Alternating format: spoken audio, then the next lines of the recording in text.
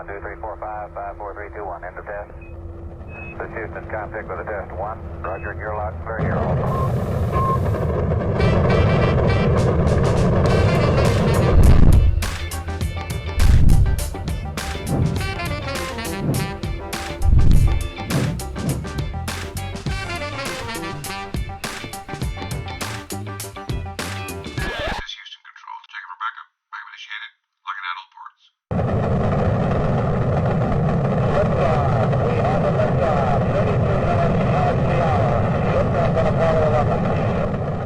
Welcome to the Galactic Chloe Show. Today, I will welcome my very last guest on the EPFL Lunar Campus. Why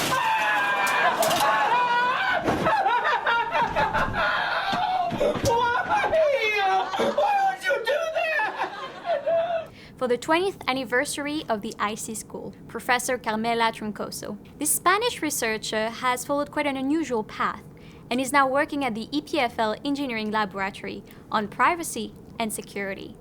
Hi Carmela, how does it feel to be on another celestial body? It feels very light now that we're two. This is really, really welcome. Yeah, you're not the only one to say that. Could you tell us a bit more about yourself? I'm a professor here at EPFL in computer science. I direct the Security and Privacy Engineering Lab. I come from Spain. I arrived here kind of 4 years ago, and I really like the Swiss mountains. And so you usually say that you followed an unusual career. It's not what you expected? To be fair, I didn't have much expectations, but indeed my career was a bit of a series of casual choices. I studied telecom engineers in my hometown because I wanted to play soccer. I was in a team, I was very happy, and if I could study other major, I would need to leave. So I chose the thing that seemed the most likable. And when I finished, I didn't really want to work kind of a serious job. You need to wake up at 8 a.m., wear a suit, be serious all the time. So when somebody offered me a PhD in Belgium, I was very happy to follow that, and that's how my academic career started and how I ended up here 10 years down the line. But you still had to wake up early, right?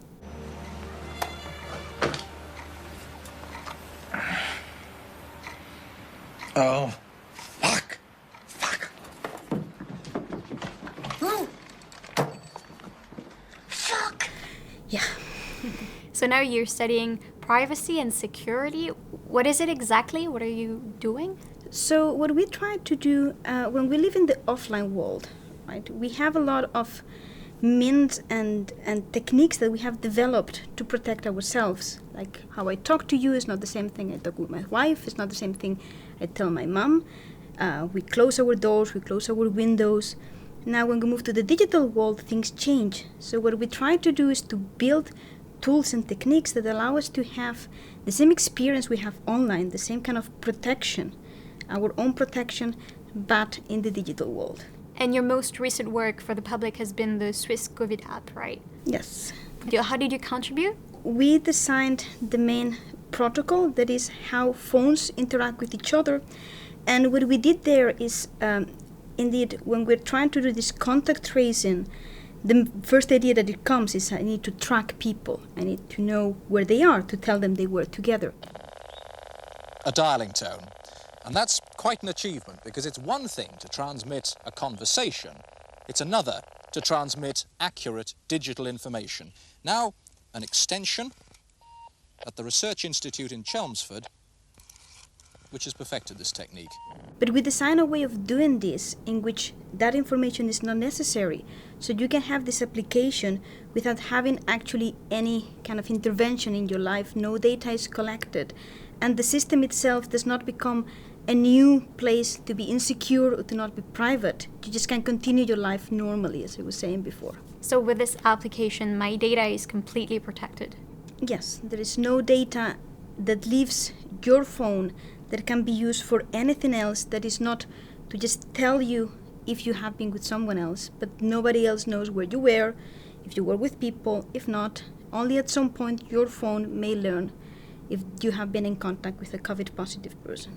And I've heard you're also working with non-governmental organizations like the Red Cross. So your research is also useful in this context. Yes, especially in that context, when we talk about maybe industrial applications, privacy is a desire for the public. But here we are in a Western country, in a quite privileged position in which we love our privacy, but losing our privacy is not a risk. When we move to NGOs, their beneficiaries or their members, for them privacy is actually many times a safety question. Like you can think about refugees, right? Refugees having their data leaked maybe to the governments they are escaping from.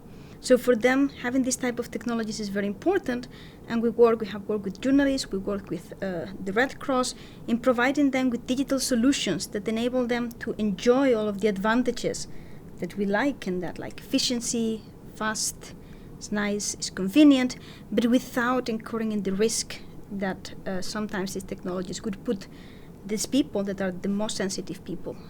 So Carmela, you're working on designing and building more secure and privacy-preserving systems. So I guess you're not on social media.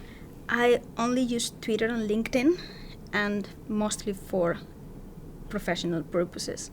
It turns out that publishing papers is important, but being on Twitter is even more important, right? This is actually a very good way of communicating. For instance, when the contact tracing apps happened, it was a very good way of exposing our work, of communicating not only to other scientists, but communicating to the public, communicating with journalists, because it's a platform where you can have much more reach than when we publish in a scientific conference when only us go and read, right? But that's the only kind of thing I really do. Let's look at some of the recommendations you have for us to be more protected on the web. When we interact in the digital world, we have to think that all of these protective measures we have on the offline world, like walls on distance, do not exist. Everybody can see what you do, and everybody could record what you do, and we don't know how it's going to be used. And it is very hard to move away from this because we're offered the services that we're offered. But what we can do is kind of try to change those things. Like, for instance, not accepting cookies, right? I know it is difficult to not click on accept all and go and making the effort of rejecting, but that sends a signal that we want other type of services. Or when companies become very invasive, like WhatsApp was being bought by Facebook, making a little change and change to other services like Signal also kind of show that as a society we want something else, something where privacy is a first-class citizen and not this thing that customers don't talk about. Your voice is very important. Carmela, you are a researcher, a teacher, and a member of the EPFL community. As a woman, are you involved in inclusiveness and diversity campaigns? Actually, when we talk about inclusiveness, I'm much more than a woman. I'm actually a member of the LGBT community. And indeed, since I arrived here, I have tried to involve myself as much as I can in inclusiveness, both on the gender balance, but also on other inclusiveness, and in particular focusing on the LGBT community, which in Switzerland we have to say is maybe not the best place to be part of this community. We have found the witch. May we burn her? How do you know she is a witch? She looks like one. Yeah, she looks like one. Bring her forward. I'm not a witch, I'm not a witch. But you are dressed as one. They dressed me up like this. Do we have progress to make on campus around that area? I have to say that the last years things have improved a lot, especially on visibility. Now we have more visible kind of campaigns. We also just started what we call the Safe Spaces, which is a kind of grassroots initiative to have support for LGBT community members at EPFL that may feel alone, so that they know that we're not the only ones. And we do things from very social, like organizing aperos, so that you can meet other members of the community, to things that are more kind of activisty or more like making proposals to the direction to kind of how can we improve so that indeed campus is more inclusive. People don't judge me and haters don't hate in my safe space. Your safe space. Bully-proof windows, troll-safe doors, nothing but kindness in here.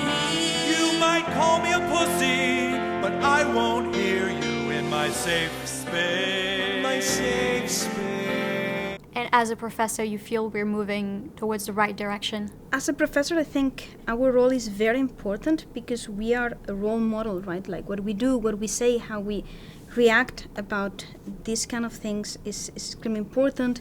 And I have to say, for instance, this when I started in the fall. In my first class, when I explained things about the course, but I also introduced the safe spaces, and I told them that this is a third-year bachelor class. There are 180 guys. I told them, well, we have this thing, and if you feel like that, you can always call. I mean, you can call on my door.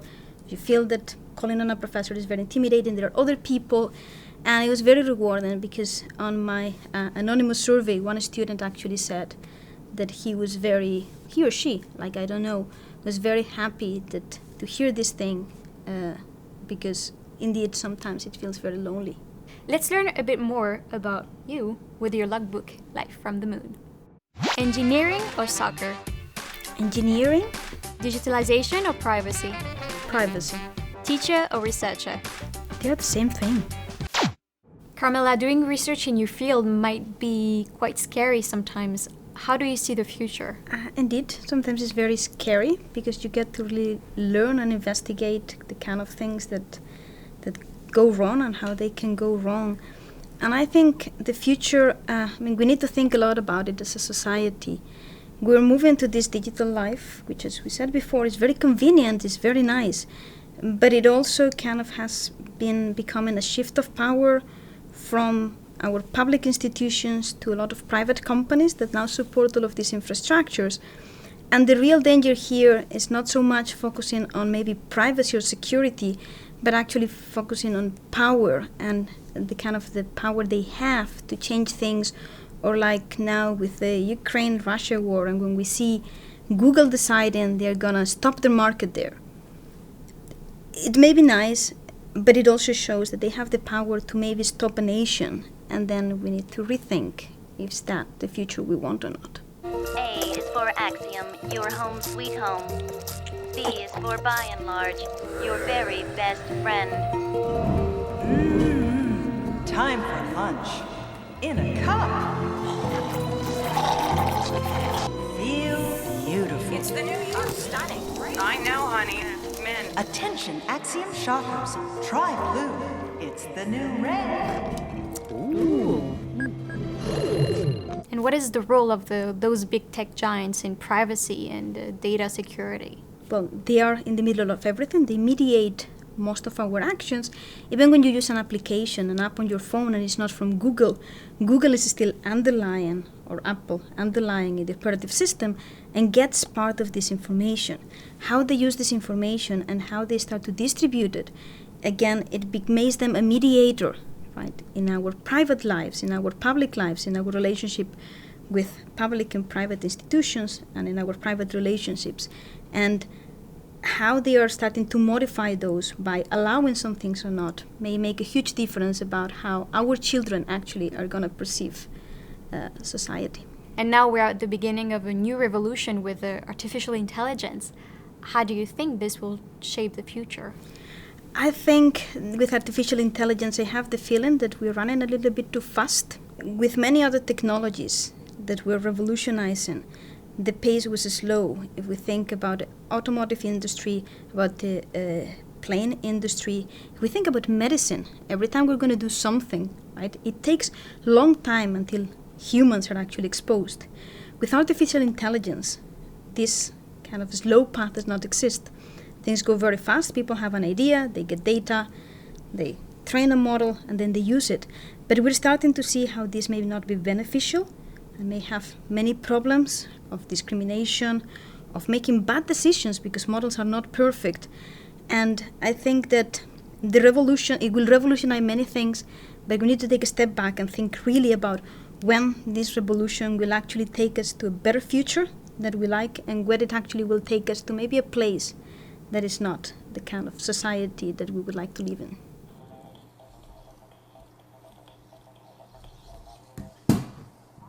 How do you teach, how do you prepare your students for what's going to happen? So the kind of thing that I try to teach students in the class nowadays, I try to actually explain to them that they will have huge influence, right? That the idea that computers or computer science is kind of detached from society has to disappear. We're not anymore those guys that design this computer that you have at home to play games or to write on your word processor the next work that you're going to give to class or to your boss.